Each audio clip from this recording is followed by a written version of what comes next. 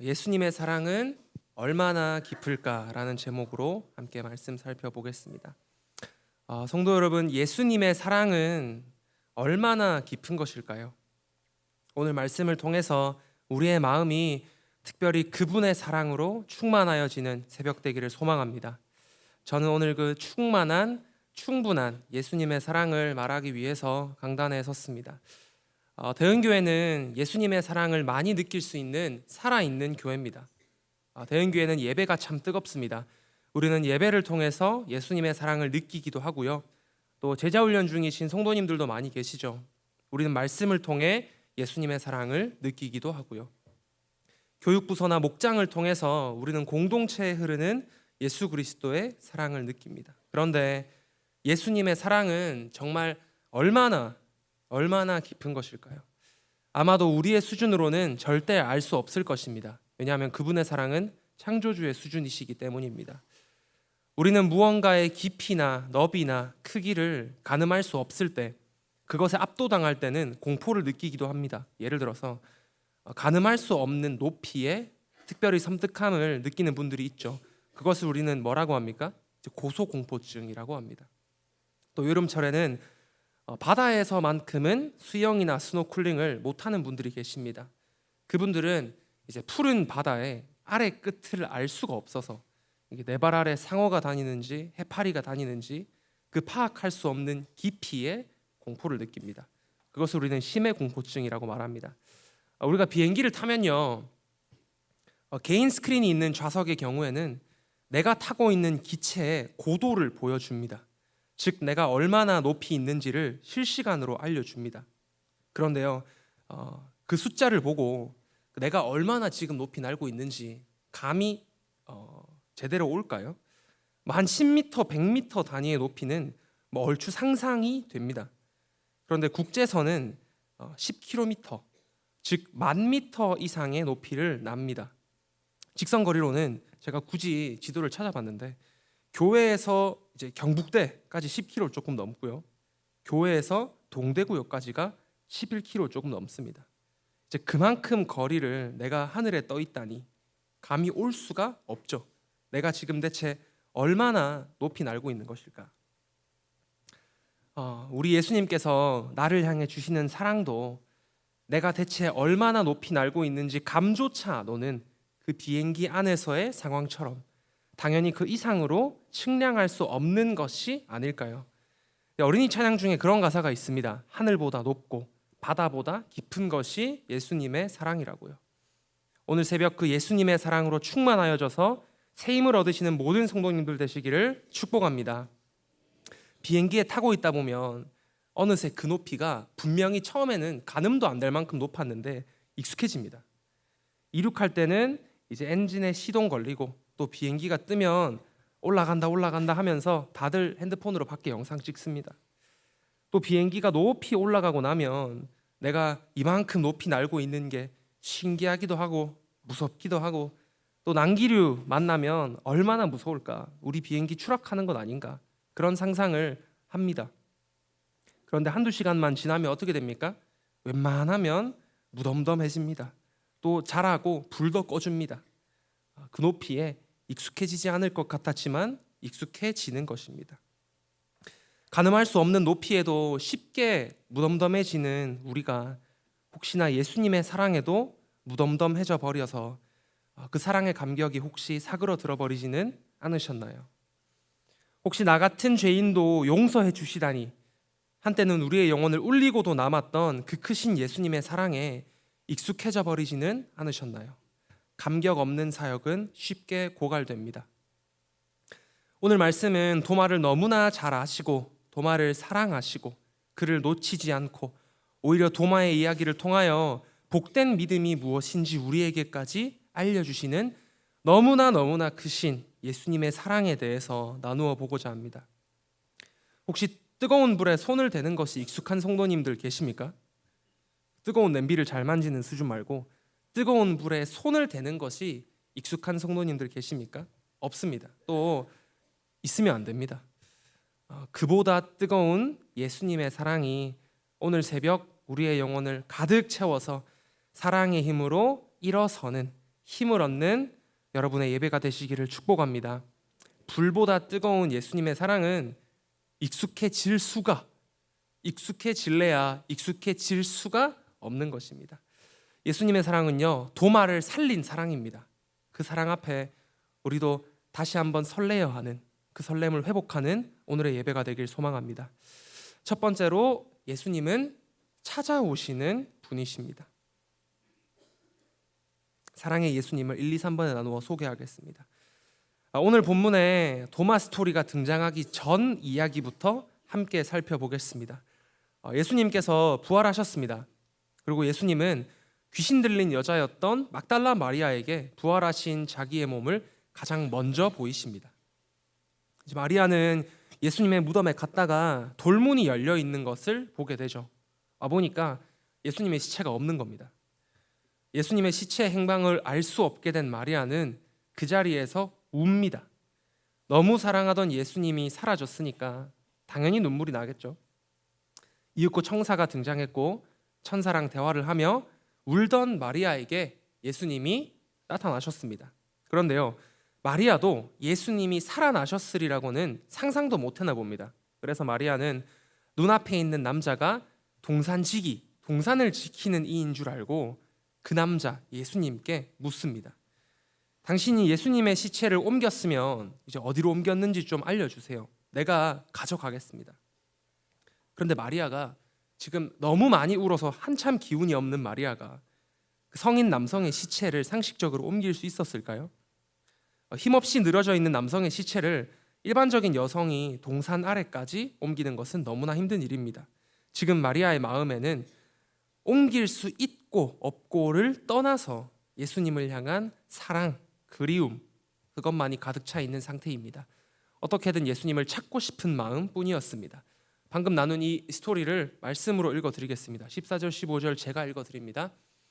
이 말을 하고 뒤로 돌이켜 예수께서 이제 마리아 옆에 서 계신 것을 보았으나 마리아가 예수이신 줄은 알지 못하더라. 15절에 예수께서 이르시되 여자여 어찌하여 울며 누구를 찾느냐 하시니 마리아는 그가 동산지기인 줄 알고 이르되 주여 당신이 옮겼거든 어디 두었는지 내게 이루소서 그리하면 내가 가져가리이다. 예수님은 막달라 마리아 앞에 서서 그녀가 울면서 시체 어딨냐고 내가 지금이라도 들쳐업고 옮기겠다라고 말하는 그녀의 눈물을 듣고 계셨습니다. 그러자 예수님은 딱 한마디로 자기가 예수님임을 드러내십니다. 16절에요. 예수께서 마리아야 하시거늘. 양들은 자기를 부르는 주인의 목소리를 알죠. 예수께서 마리아야 한마디 하십니다. 그러자 마리아는 바로 랍비어 즉 선생님이라며 예수님의 사랑에 답하게 됩니다. 예수님께서는 그때 마리아에게 부탁을 한 가지 하십니다. 뭘 부탁하시냐면 제자들에게 가서 내가 곧 승천한다고 얼른 전해줘. 제자들에게 가서 내가 곧 승천한다고 전해줘. 그때 마리아는 환희에 가득 찼을 겁니다. 부활 소식을 전하는 마리아의 마음이 상상되십니까? 얼마나 생생하게 행복하게 환희에 가득 차서 제자들에게 부활의 소식을 전했겠습니까? 그리고 예수님은 같은 날 저녁 제자들에게도 나타나 보이십니다. 그런데 그날 저녁에 도마는 그 자리에 없었습니다. 붉은 글씨를 제가 읽어드리겠습니다. 24절에 도마는 예수께서 오셨을 때에 함께 있지 아니한지라. 도마는 그 자리에 없었지만 나머지 제자들은 예수님을 만났습니다. 그리고 부활하신 예수님에 대한 소식을 제자들이 도마에게 생생하게 전했겠죠. 전해줍니다. 25절의 붉은 글씨는요. 다른 제자들이 그에게 이르되 도마에게 이르되 우리가 주를 보았노라 하니. 그런데 도마는 제자들에게 뭐라고 말합니까? 다 아시는 스토리죠. 25절의 후반절 붉은 글씨입니다. 도마가 이르되 내가 그의 손의 못자국을 보며 내 손가락을 예수님의 못자국에 넣으며 내 손을 예수님의 옆구리에 넣어보지 않고는 믿지 아니하겠노라. 이것이 도마의 마음이었습니다. 도마는 예수님의 부활을 믿지 않았습니다. 마리아가 전달한 생생한 증언에도 마리아가 말한 대로 살아나신 예수님을 진짜 만난 제자들의 친구들의 증언에도 도마는 예수님의 부활을 믿지 않았습니다. 근데 이 정도면 인간적인 신의가 있어서라도 믿어줄 만하지 않나요? 그러나 도마는 믿지 않았습니다. 이런 도마가 예수의 신실한 제자가 될 수 있을까요? 땅끝까지 복음을 전하는 사명자, 주님의 지상명령을 수행하는 제자가 될 수 있을까요? 3년 동안 예수님이 누구신지 봤으면서 십자가는 알았으면서 그럼에도 예수의 부활을 믿지 않는 도마에게 소망이 있을까요? 도마는 마지막에 대해 알려져 있기를 인도에서 창에 찔려 순교합니다. 중세 여행가 다들 아시는 그 마르코 폴로의 서적에도 도마의 무덤이 인도에 남아 있음을 언급합니다. 즉 도마는 순교합니다. 미련하리만큼 부활의 소식을 믿지 못하던 도마가 어떻게 변했을까요? 예수님께서 도마를 찾아오셨습니다. 여러분은 찾아오시는 예수님의 사랑을 믿으십니까? 정말 내가 뭐라고 나 같은 죄인을 그럼에도 불구하고 찾아오시는 것이 끝을 알 수 없는 창조주의 크신 사랑인 것입니다. 예수님께서 도마에게 찾아오신 그날도 도마를 포함한 제자들이 함께 모였던 집의 문은 닫혀 있었습니다.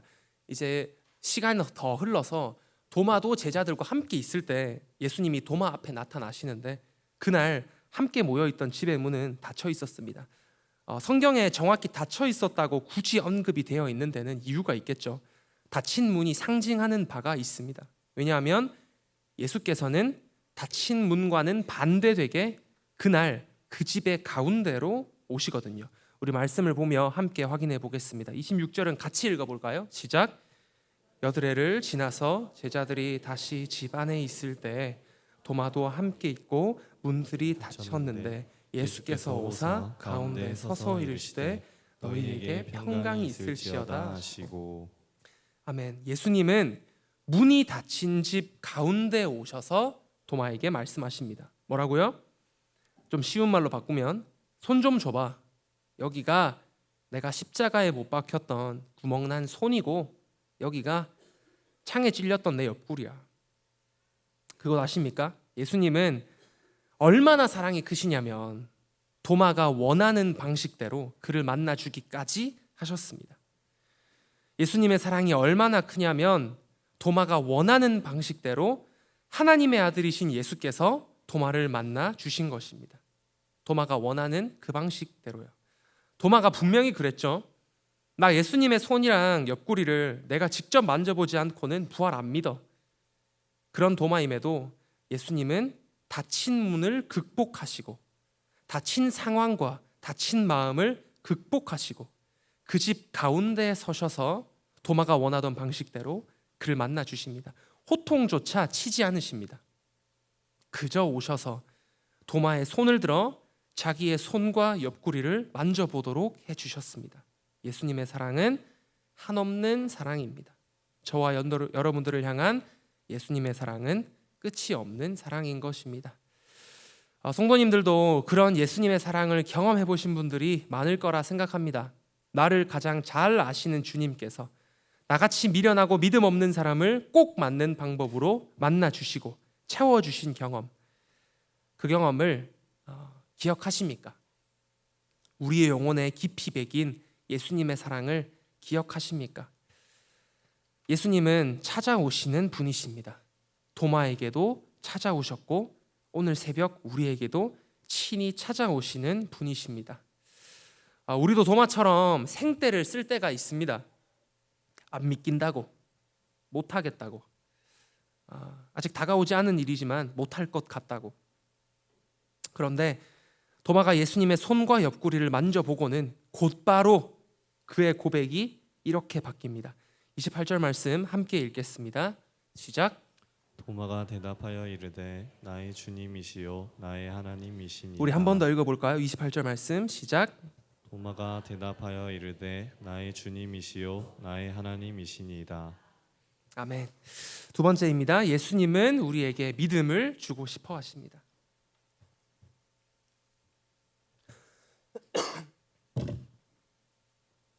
정말 잘 믿지 못하는 우리지만 또 그런 도마였지만 예수님은 사랑이 너무나 많으셔서 우리가 예수께서 하나님의 아들 그리스도이심을 믿기를 원하십니다. 당연히 우리는 예수께서 하나님의 아들이신 것을 알고 있습니다. 믿고도 있습니다. 도마도 어쩌면 알고 있었습니다. 그런데 그 부활이 가장 중요한 부활에 대한 믿음이 안 생기는 걸 어떡합니까? 도마는 그저 까칠하고 예수님이 안중에도 없던 그런 제자가 아니었습니다. 도마는요, 예수님이 좋았습니다. 예수님을 따르고 싶지 않았더라면 부활하신 예수님을 만나던 날, 그날 저녁에 제자들과 그 문이 닫혔던 그 집에 함께 있지 않았겠죠. 또 예수님의 부활은 불가능하고 그가 가짜라고 생각했다면 진작에 떠났어야 합니다. 그런데 도마도 믿고 싶어 했던 것입니다. 그럼에도 안 믿겼을 뿐입니다. 그런 도마를 가장 잘 아시는 주님께서 그날 저녁 도마에게 찾아오셔서 어떤 말씀을 하시나요? 27절 후반에 빨간 글씨 함께 읽도록 하겠습니다. 시작. 믿음 없는 자가 되지 말고 믿는 자가 되라. 도마가 믿기를 바랬던 것 이상으로 예수님은 도마가 믿는 자가 되기를 원하셨습니다. 예수님은 제자 중에 아무도 잃기를 원하지 않으셨던 것입니다. 왜냐하면 예수님이 이날 굳이 도마의 집까지 찾아오신 이유, 도마 한 사람을 위해 찾아오신 이유는 예수님은 한 마리의 양을 찾기 위해 헤매이는 목자의 원형이시기 때문입니다. 예수님이 그날 그 집 한가운데 도마 앞에 왜 나타나셨나요? 우리 도마가 나를 믿었으면 좋겠어서 나타나신 것입니다. 예수님은 아무도 잃기를 원하지 않으시는 분입니다. 믿기를 원하시는 예수님의 사랑이 저와 여러분에게 닿을까요? 안 닿을까요? 당연히 닿는 것입니다. 예수님의 사랑은 그만큼 충분한 것입니다. 도마가 그 예수님의 사랑을 만나고 손과 옆구리를 만지고 반사적으로 하는 그의 고백이 무엇이었나요? 아까 함께 살폈던 말씀입니다. 이번에 제가 읽도록 하겠습니다. 28절에 도마가 대답하여 이르되 나의 주님이시요 나의 하나님이시니이다. 도마가 부활하신 예수님을 믿지 못하고 그러나 여전히 제자들 곁에서 서성일 때 도마는 가장 중요한 고백을 하지 못했습니다. 그 고백이 방금 읽은 말씀입니다. 내 인생의 주인이 예수시고 나의 하나님이 예수님이시라는 고백을 도마는 못했습니다. 그런데 예수님께서 도마에게 오셔서 도마야 믿는 자가 되어주지 않을래? 말씀하시니 도마는 예수님의 사랑 앞에 항복할 수밖에 없었습니다. 그리고 고백할 수밖에 없었습니다. 뭐라고요? 예수님이 나의 주님이시요 예수님이 나의 하나님이십니다.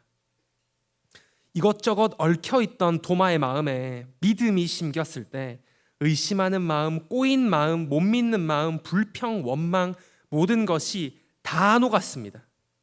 믿음에는 그런 힘이 있는 것입니다.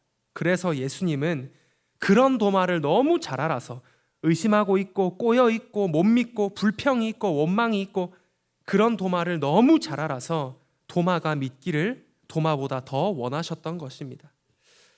혹시 이것저것 얽혀있는 마음 때문에 신앙생활하는 것이 행복하지 않은 성도님들 계신가요?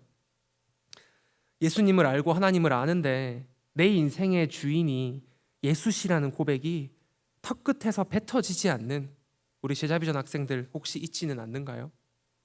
예수님은 여러분이 믿기를 원하십니다. 왜요? 여러분을 너무 사랑하시니까요. 여러분의 상황이 어떠하든 지금 이 마음에 탈출구나 해결책이 없는 것 같은 그 갇힌 상황에도 예수님은 여러분이 믿기를 원하십니다. 무엇을요? 예수님이 내 인생의 주인이시라는 것을 말입니다. 왜요? 도마에게도 그러셨듯이 예수님은 저와 여러분을 너무나 사랑하시기 때문입니다. 도마는 나를 찾아오신 예수님을 마주하고 십자가의 상처를 만지며 예수님의 사랑을 손끝으로 느꼈습니다. 그리고 뭐라고 고백합니까?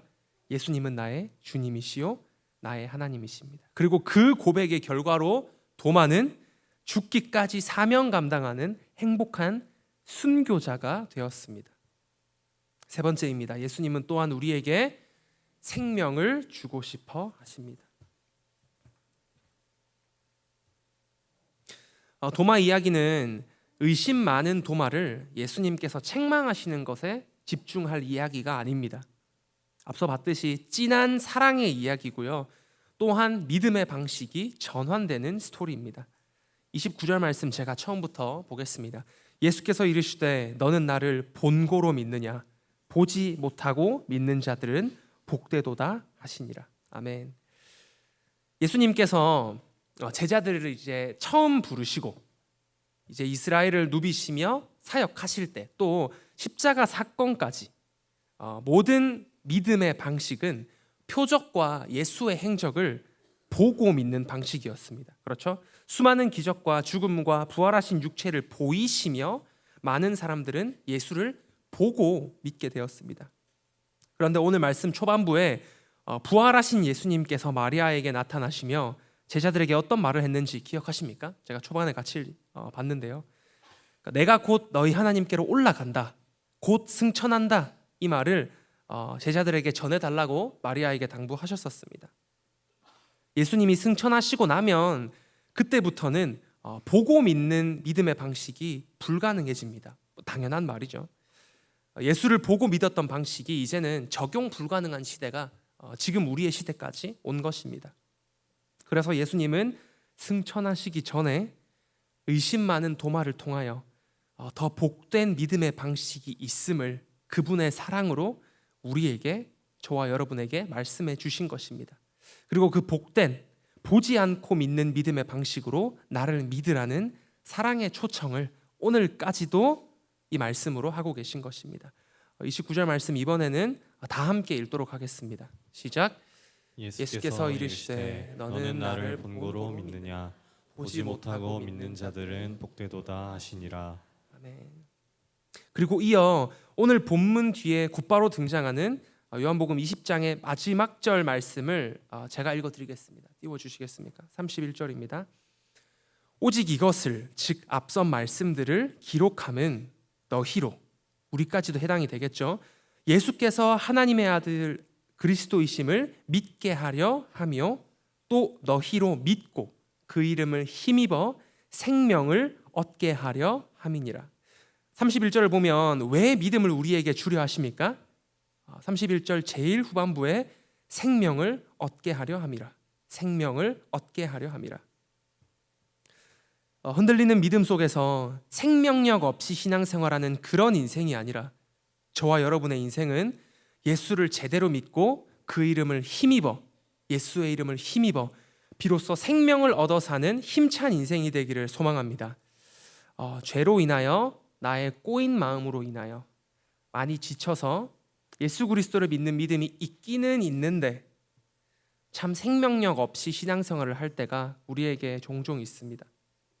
그러나 예수님의 사랑은요, 그런 나의 모습에도 우리가 처음부터 봤듯이 나를 찾아오시고 나를 믿도록 해주시고 나에게 생명까지 주시는, 나를 살게 하는 사랑인 줄로 믿습니다. 이번 한 주 유독 예수님의 사랑이 저의 마음에 크게 다가왔습니다. 그 사랑은 언제나 충격적인 것 같습니다. 이런 나도 사랑하시고, 이런 나도 믿음 주시고, 새 힘 주시고, 자유하게 하시고. 그런데 이 한없는 사랑의 견인이 우리 인생을 여기까지 인도해 오셨고 앞으로도 인도해 가실 것인데, 예수님의 사랑은 오늘 말씀의 제목처럼 대체 어디까지일까요? 대체 얼마나 깊은 것일까요? 다 알 수는 없겠지만 우리가 사명을 다 마치고 천국 가는 그날까지 예수님은 우리에게 믿음과 생명을 주기를 원하시며 그 생명은 영원한 생명이므로 지금부터 영원까지 우리를 책임지고 인도하시는 사랑이 바로 예수 그리스도의 신실한 사랑인 줄로 믿습니다. 함께 기도하겠습니다.